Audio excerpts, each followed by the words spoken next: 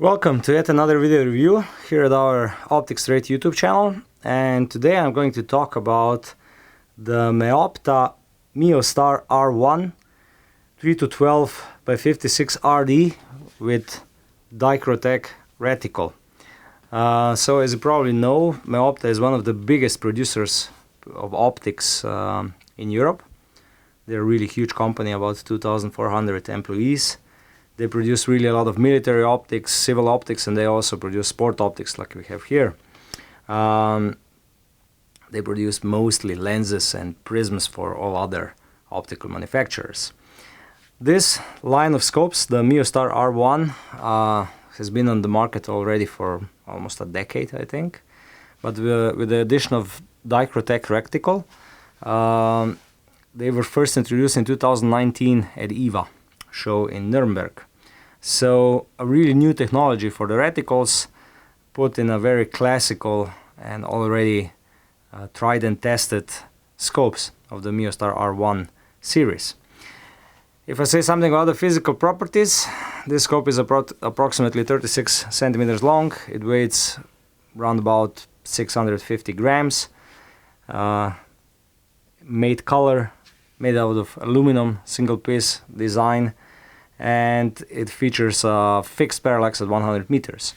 You can order it either with 30mm tube or with a size VMZM rail.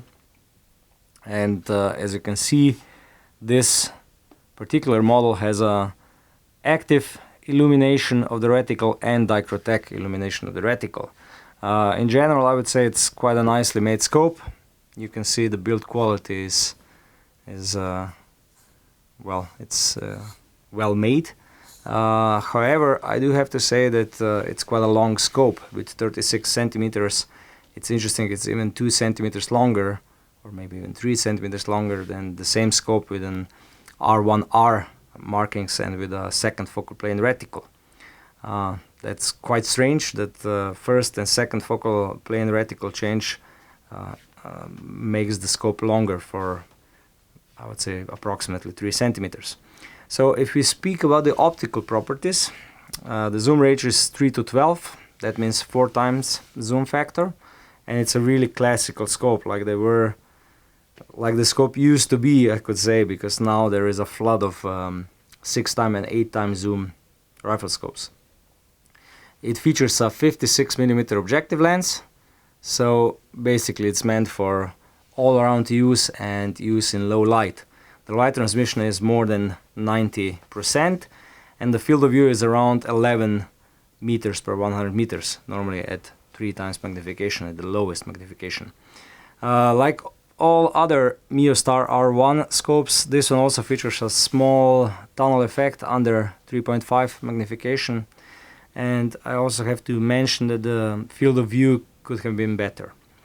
It's shockproof to any caliber, fog-proof, filled with nitrogen, and waterproof normally. Made in Czech Republic, and it costs around 1,200 euros.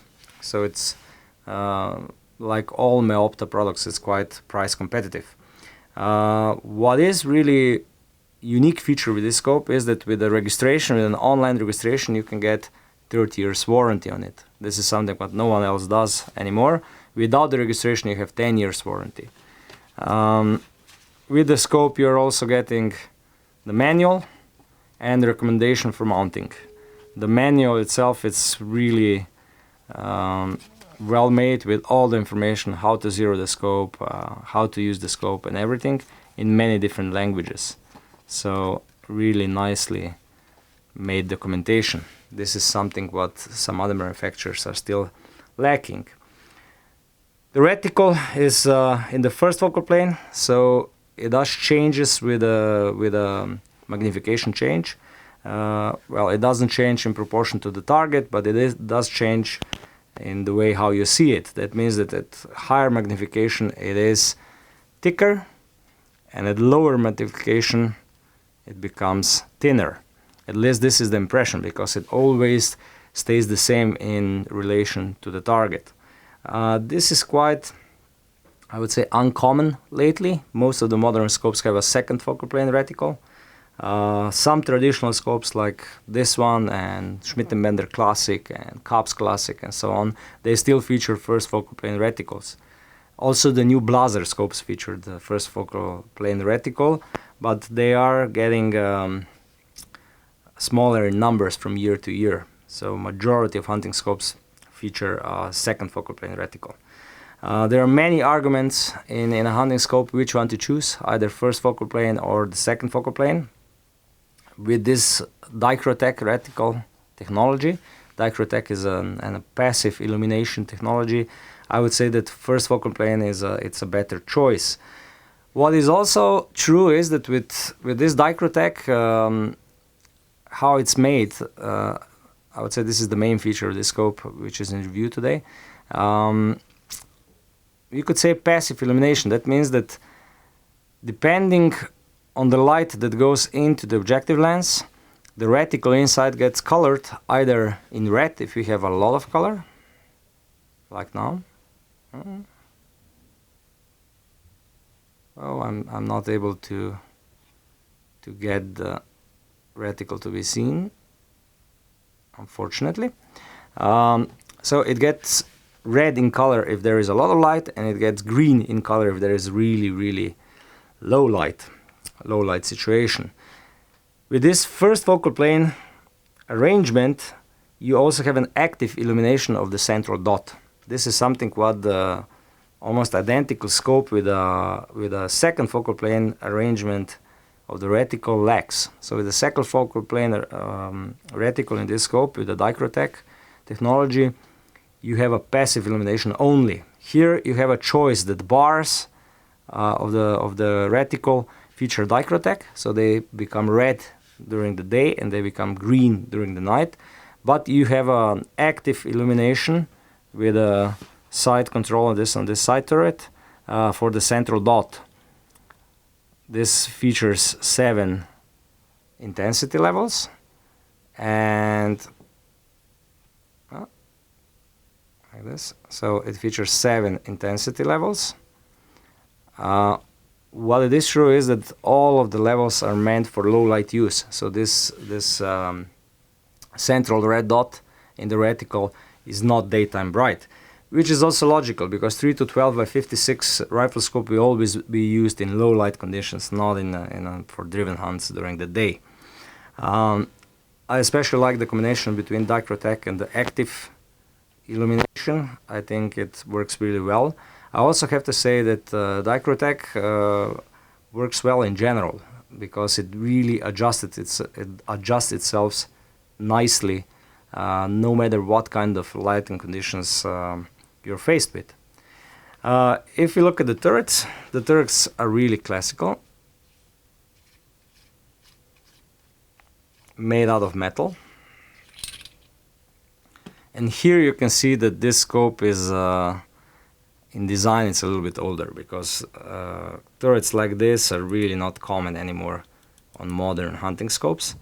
They are reliable, they're really nicely audible, and the clicks are nicely spaced, so they're not too placed too much together. So you really feel each click, and the click value is 1/4 MOA. So quite uncommon for the European scope made in Czech Republic to feature 1/4 MOA click values, but we have to remember that Meopta was owned by an American gentleman who bought Meopta in the 90s. They're multi-turn turrets without any locking function, normal hunting turrets normally, with caps that seal the scope. So if I go back to DichroTech, which is the main feature of this scope, there were similar efforts in the past.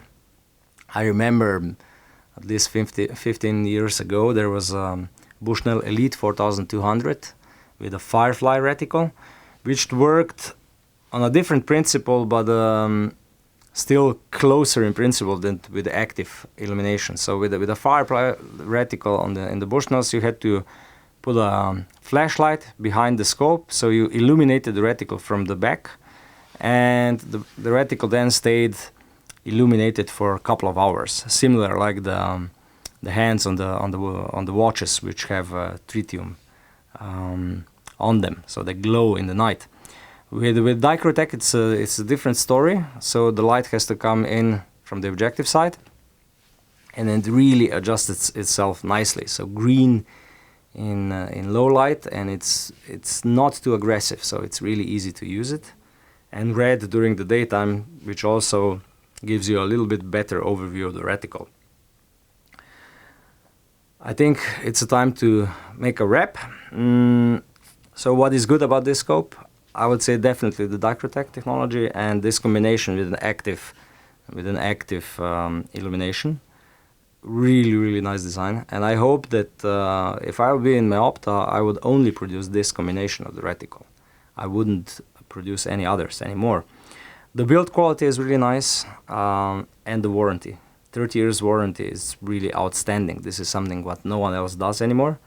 Made in Europe, that's also very important, and the service in Europe is also, because you're buying a scope like this for a long-term use. So having a service in EU, which can always service if anything goes wrong, it's an important factor. What's not so good with this scope? I would say that tunnel effect.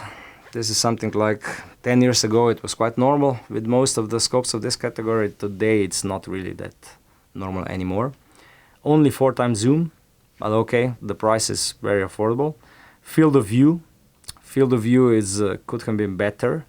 And the length, I think they could make this scope shorter, or at least of the equal length as the first focal plane model. So general impressions would be a really good idea for this illumination technology, the DichroTech. I think it's really smart that somebody did something about the illumination options, because everybody else is just either non-illuminated or active illumination in the center. So DichroTech is something new, something fresh. I think the price point for the European-made rifle scope it's a really good one, and I would say that